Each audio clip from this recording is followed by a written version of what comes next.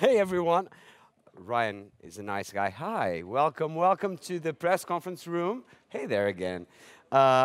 So you know we will have 5 minutes for pictures over here, and you know who's coming? It's Ryan from Ireland.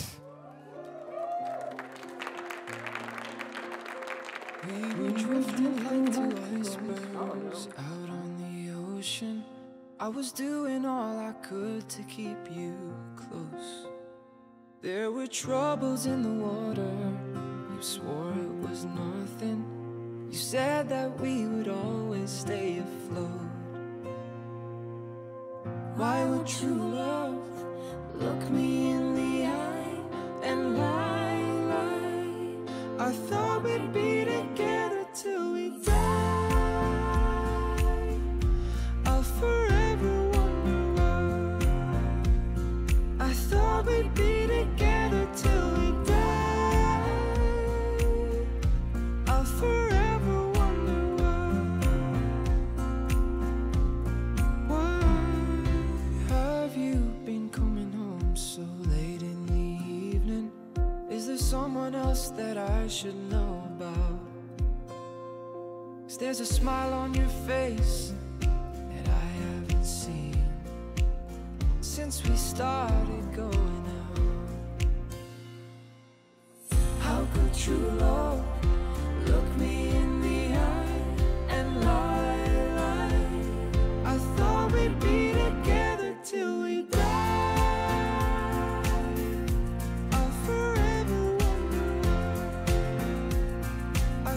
We'd be together till we die. I'll forever wonder why. I'll forever wonder Comfortable. So, hi, welcome. I was afraid to say your name wrong. Oh, shocked to see Ryan. Come over here. Sit next to me, please. I'll teach you. It's shocknessy. Oh, shocknessy, yeah. Yeah. So, welcome to Lisbon, welcome to Portugal. And maybe because I'm an actor, I would like to start this meet and greet, not with your career as a musician, as a singer, as a songwriter, but as an actor, because you started when you were 8 years old. This is true. This is true. Oh, it's going to be yes or We're no? going to go to oh acting my God, mode. no, please. Help me here. But the interesting thing is that you played the same role for almost 10 years. For an actor, that's almost like eternity, no? It is. It was half my life by the time I finished, because I was 17 when I finished playing that role. It was a TV soap in Ireland called Fair City, and I don't know, what do you think of Fair City? Love it. It's great. It's class. Oh, it's great. I love it. It's a very Dublin thing, you know. It's set in Dublin City in a fantasy town called Carrickstown, and there's a lot of drama. So I was kind of that teenage child. So I went through like a sex scandal as like a underage sex thing. There was conflict between my parents in the show. So I'm surprised I came out of it with my sanity at the end of it. But I was there for 9 years, yeah. So you didn't live your real life, but you kind of lived it there, so... I kind of lived a double life. I kind of lived 2 lives. You know? Yeah, but you were like, okay, enough calling the producers, kill me, I want to play different roles, I want to be in other projects. You were a bit tired about it? No, I actually, the reason why I left is I got an opportunity to join a band when I was 17, and I was promised everything. Like in the music industry, people will come to you and they'll say, oh, well, we're going to put loads of money into you, we're going to get the best studios and all this type of stuff. So they promised me this lifestyle. So I left school and I left my acting job to pursue the music, because music was my actual passion at the time. Yeah. And then after a year, I kind of realized, you know, these guys weren't really honest in their promises. And I went back to school, but then I kind of found the love for writing, and I started writing songs.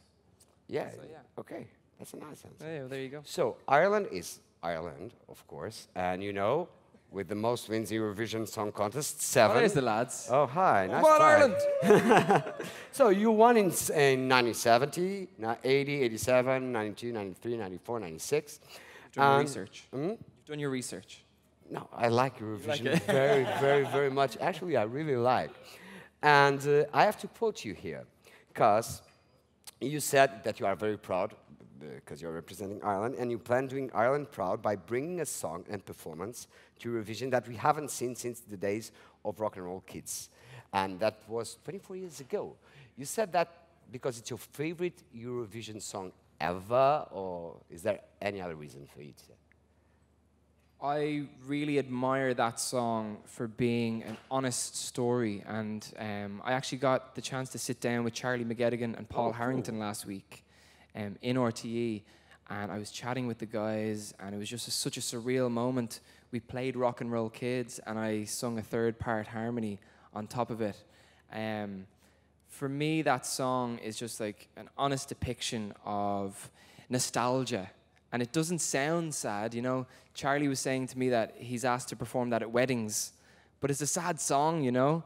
It's like longing for what you had in the past. So you're young. it's what we have with this song. It's quite similar. We've got an up-tempo feel, but the lyric is quite sad, you know. And that's kind of what I try to do as a songwriter, is create a contrast between the music and the lyric that shows the good and the bad that can occur within relationships. Can we ask you to sing us a little bit? Sure, if the girls will sing it with me. You like Rock and Roll Kids? Oh, let's introduce... Rock and Roll Kids? Yeah, no, and together we will just do a showcase here. Yeah, I wish I brought my guitar. I should have brought my guitar, but we could do a bit of together. A cappella. Huh? A cappella. We were the Rock and Roll Kids. Rock and roll was all we did, listening to those songs on the radio. I was yours and you were mine, and that was once upon a time. Now we never seem to rock and roll anymore. Oh. Thank you It's very, such a very beautiful much. song, you know? Yeah, it's really a beautiful song.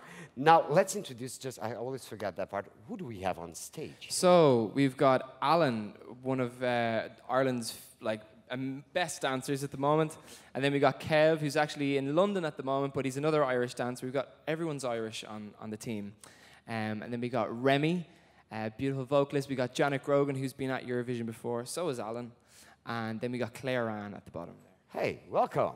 Now, I would just like to ask a final question, because then they have the opportunity to ask their questions about your performance, because songs and your song has a story. And on stage, I was watching your rehearsal, and sometimes I go Pikachu. You know, that's Israel, actually. But you are singing, and you are looking at the lady playing the piano. So that's a story over there. But then there's another story on stage. They are dancing around what could be a garden bench, I don't know. And when you released the music video, okay, it was just them. So, oh, this is just a song about two guys. No, this could be a song about whatever, whoever. And what is the story you are singing on stage? Your story, their story, everyone's story?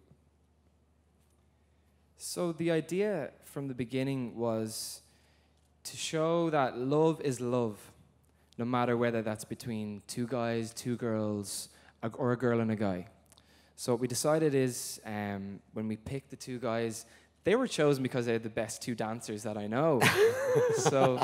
And they've got good chemistry. They've known each other for a long time. And when I released the video, I realized that not a lot of people think along the same lines as liberals do in Ireland. And there was a little bit of controversy surrounding there being two guys. So what I wanted to bring to the stage was, it can be two guys, or it could be me and Claire Ann, or it could be anything, but love is love in the end of the day, and there's ups and downs. As you see in the performance, the two guys are resting their heads against each other, and it's kind of this kind of unsure moment in the relationship, but then they're dancing and they're having a good time. So it's to show that journey and the ups and downs that love can bring. Oh, thank you. And the good thing, it's for all of us. It's for everyone, yeah, of course. You know, it's like, it's important to to kind of show that there's not enough gay videos, let's say, or like everything seems to be between a guy and a girl these days, and that's just not the modern world that we live in. So I think it's good to just give that a little bit of an acknowledgement. That's right. Thank you. Now, you. Oh my God. You over there.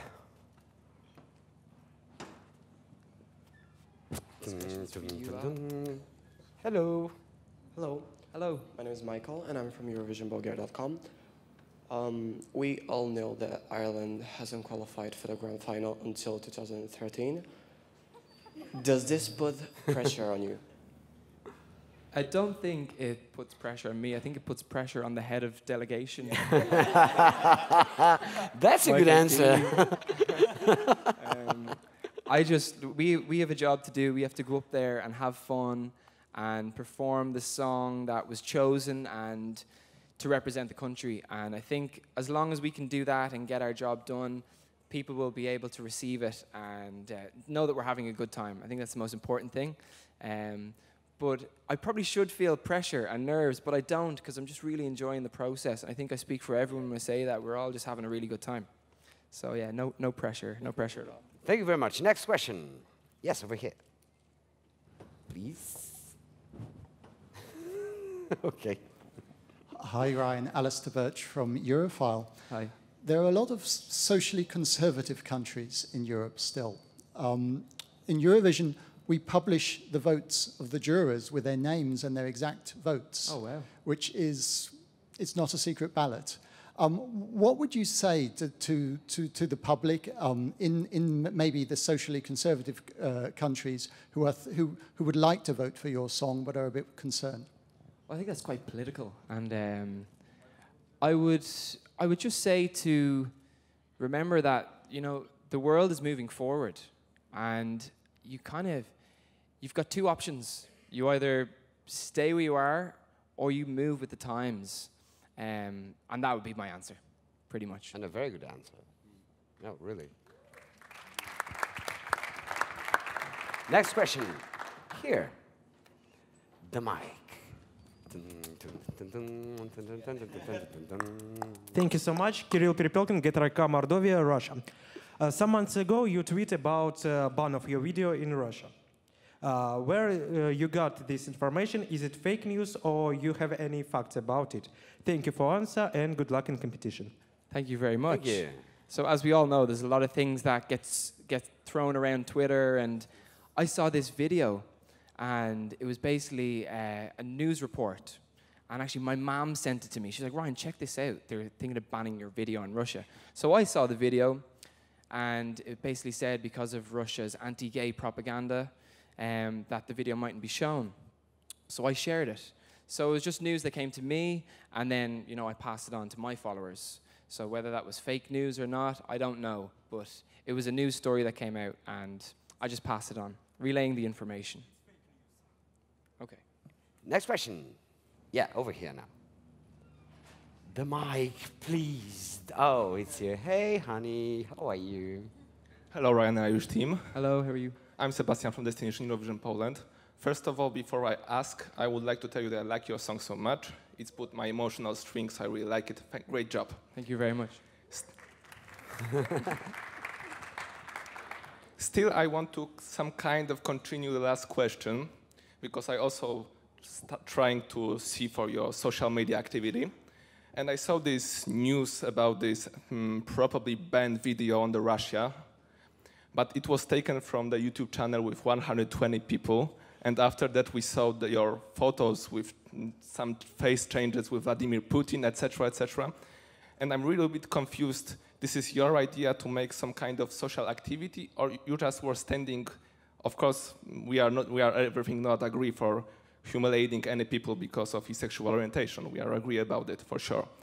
But these pictures, these moves, you are trying to make some concern about LGBT situation, or you try to make some, I'm sorry that I'm asking about that, but are you trying to make some commercial for your song and try to put it, elevate it maybe more in social media and Eurovision fan zone? No, it's a good question. And I think since the video came out, it's good that this conversation has started, because there, a lot of the questions seem to be about these socially conservative countries that are involved in the Eurovision. And you know, I think when it comes to creating an art piece, I always think, you know, you gotta think, how are you going to move people? How are people going to feel when they watch it or when they listen? That's all I tried to do with the video. And I think once you're creating a conversation by putting out your art, then I don't think you're doing anything wrong. So yeah, that's my answer. Thank you. More questions. Now about the song, yeah, over here, please.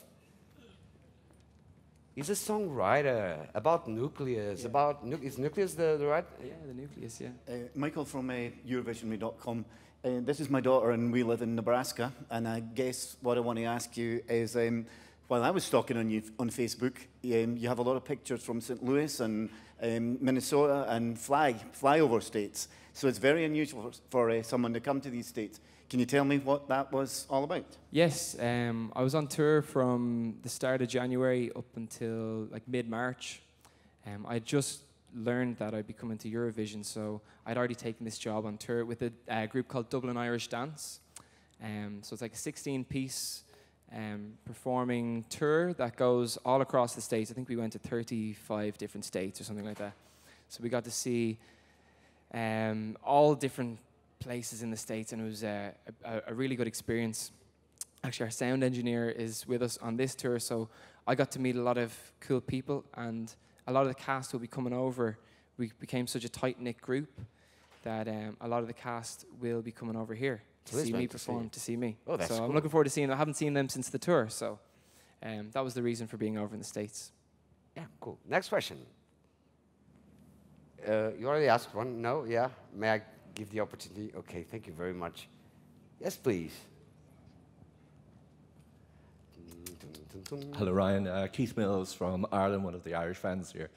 17 years ago, I was in a similar room like this. I was asking questions of the Irish Eurovision representative, Gary O'Shaughnessy. Oh, yeah. And he's your uncle, I believe. So I was just wondering, have you spoken to him, and has he given you any advice in terms of how to handle the Eurovision bubble, the media, stage tips or whatever like that, just to get you familiar with what goes on in the contest? Yeah, I think my uncle Gary is a little bit... he's actually my godfather as well. I'm very close to Gary. And he's jealous that I'm getting a lot more things than he did when he represented Ireland. You know, I'm after getting a pair of Gucci runners. You know, he never got that. So I think he's more jealous than he is than anything else. But he's been giving me a few bits of advice. And the advice I got from Charlie McGettigan and Paul Harrington as well was just enjoy it. And enjoy your time with the people you're here with. And I'm trying to take that on board as much as I can. But yeah, Gary he's got a very dry sense of humor. So he basically said to me, just don't try too hard. Because I think he feels like he might have tried too hard when he went and sung 17 years ago. So that was a good little piece of advice, I think. Thanks, Keith. Final question. Oh my God, what should I do?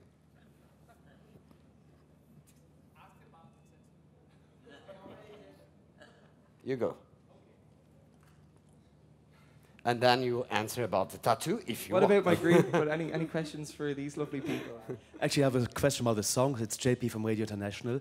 Can you tell us what was the motivation for co-writing the song and how you went about to write this song together with Laura and Mark? And how long did it take for you? Yes, so Laura Elizabeth is a good friend of mine for years, and so is Mark Kaplis, but we hadn't written together before. I like to co-write. My very first EP, there were just songs written by me, but then I soon found out that co-writing was the best way to, like collaborating with different writers is the best way for ideas to ferment.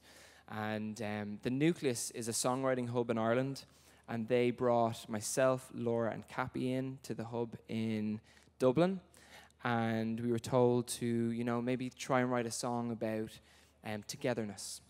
And I basically wrote the first couple of lyrics in a coffee shop just waiting for the guys to arrive. And it was all about just like drifting like two icebergs. And that was kind of the theme. Because when two icebergs are drifting, it's kind of like you need the tides to turn in order to get them back together. So that was the first idea. And then Mark and Laura helped to really get that going, and the song was written in about an hour. So, and I said to Charlie again to mention Charlie McGettigan. I told him this, and he said, "Yeah, well, the best ones usually are. So, the best ones come very quickly, with less thought and more flow." Do you have anything to ask them? Maybe dance Riva dance for us? I don't know. I'd like to ask the guys a question. How do you feel the reaction has been since the video, and how do you feel about that? Well, I think it's great. I just think it's universal, and it kind of covers every aspect of love. Because personally, like, I'm gay, and I think it really stands out in that aspect. And then the whole thing you were saying about you and Claire and the piano, it kind of ties in that way as well. I love it. I think it's a great response, and it's a lovely message for the modern world. Yeah, I think just to echo what you said, like once you're provoking some conversation about things, I just think that's the best way for everyone to move forward and hear other people's ideas and just, So I think that's the best thing that we've done with the video, is just provoke that. And that's what you felt when you said that you wanted to perform an honest piece on the Eurovision stage. Yeah, it was important, and I've said you this. Said that, didn't you? Yeah. And I've said this before with Salvador last year. I was going there. was a huge inspiration for me to want to get involved. I think, since my uncle Gary performed for Ireland 17 years ago, we haven't had much success, and I think Salvador kind of opened the door to the older realm of it being a lot more about the song than about the So you think music is not fireworks, music is feeling. That's what Salvador said. Exactly, and that was all feeling. So that's what I want to try and connect with the audience this time, and make them feel what I'm feeling when I'm performing. That was the moment you decided you wanted to come to Eurovision? Yeah, my mom has been saying for years, as a songwriter, enter a song, and I haven't. In the past maybe 5 or 6 years of being like a professional songwriter, so this year it was a no-brainer, because I think it's really, Salvador's turned the Eurovision on its head, and if a song like that can win, and people can connect to that, then I think we have a chance of you learn how to sing. You know how to how? Oh my God! You know how to sing Salvador's song? I don't know the lyrics. I'm terrible with language, but the melody is just so beautiful.